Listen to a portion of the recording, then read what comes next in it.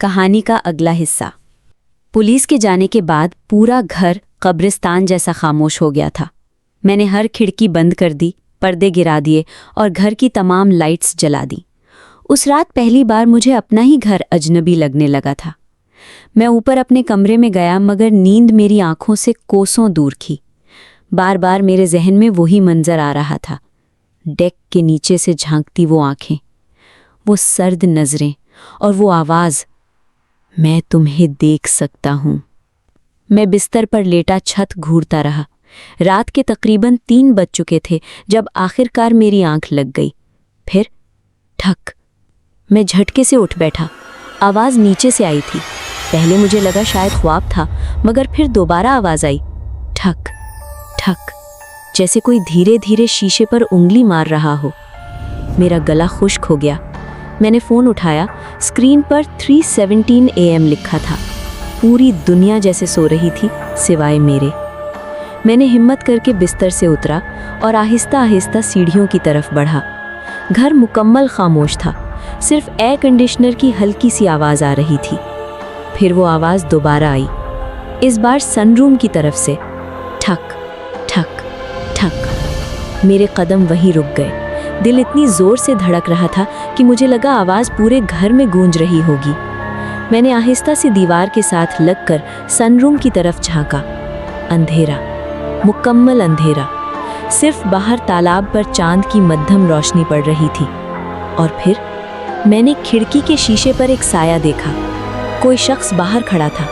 मैं फौरन दीवार के पीछे हो गया। मेरी सांस रुकने लगी। चंद सेकंड बाद हिम्मत करके दोबारा झांका। अब वहाँ कुछ नहीं था। मैंने खुद को समझाया शायद दिमाग खेल खेल रहा है, शायद खौफ की वजह से वहम हो रहा है। तभी अचानक सनरूम के दरवाजे का हैंडल हिला। खड़ खड़ खड़। कोई बाहर से दरवाज़ा खोलने की कोशिश कर रहा था। मेरे जिस्म से जैसे जान निकल गई। मैं दौड़ता हुआ किचन में गया और वही बड़ा चाकू दोबारा उठा लिया। हाथ इतने कांप रहे थे कि चाकू पकड़ना मुश्किल हो रहा था। दरवाजे का हैंडल मुसलसल हिल रहा था। खड़ खड़ खड़। फिर अचानक सब खामोश हो गया, मुकम्मल खामोशी। मैं कई लम्हे वहीं खड़ा रहा। फिर अचानक सनरूम की खिड़की पर जोर से किसी चीज़ ने ज़रब लगाई। धड़ाम। मैं खौफ से चीख पड़ा। ऐसा लगा जैसे किसी ने पूरे जिस्म से शीशे पर टक्कर मारी हो। मैं पीछे हट गया। चंद सेकंड बाद दोबारा धड़ाम। इस बार खिड़की हिल गई। मैंने फौरन पुलिस को दोबारा कॉल की। वो वापस आ गया है, मैं तकरीबन चीखते हुए बोला। ऑपरेटर मुझे पुरसुकून रहने को कह रही थी, मगर मेरी हालत ख़राब हो चुकी थी। मैं किचन के फर्श पर बैठ गया। हाथ में चाकू था, आंखें सनरूम की तरफ जमी हुई थी। फिर सब खामोश हो गया। पुलिस को पहुंचने में तकरीबन 10 मिनट लगे, मगर वो 10 मिनट मुझे 10 साल जैसे लगे। जब पुलिस आई तो मैंने फ़ौरन दरवाज़ा खोला।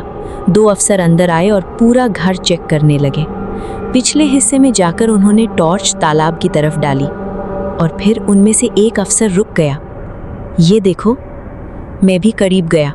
कीचड़ में वाज़े कदमों के निशान थे, नंगे पांव, और वो सीधे हमारे घर की खिड़की तक आ रहे थे। लेकिन वापस जाने वाले निशान मौजूद नहीं थे, जैसे वो शख्स कहीं गायब हो गया हो। पुलिस ने आसपास काफ़ी देर सर्च किया, मगर कुछ नहीं मिला। एक अफसर ने मुझे मशवरा दिया कि आज रात किसी दोस्त या रिश्तेदार के घर चला जाऊं, लेकिन मेरे अंदर अजीब जिद आ गई थी। मैंने सोचा, ये मेरा घर है, मैं क्यों भागूं? पुलिस चली गई। सुबह होने में अभी कई घंटे बाकी थे। मैंने कॉफ़ी बनाई और ख़ुद को जागते रहने पर मजबूर किया। बाहर आहिस्ता आहिस्ता धुंध फैल रही थी। तालाब अब पहले से भी ज़्यादा खौफनाक लग रहा था। सुबह तकरीबन 5 बजे फजर जैसी हल्की रोशनी फैलने लगी। तभी मेरी नज़र तालाब के दूसरी तरफ गई। पार्क के पास एक आदमी खड़ा था, दूर, बहुत दूर, मगर मैं साफ देख सकता था कि वो मेरी तरफ देख रहा है। वो बिल्कुल साकित खड़ा था। मेरे रोंगटे खड़े हो गए।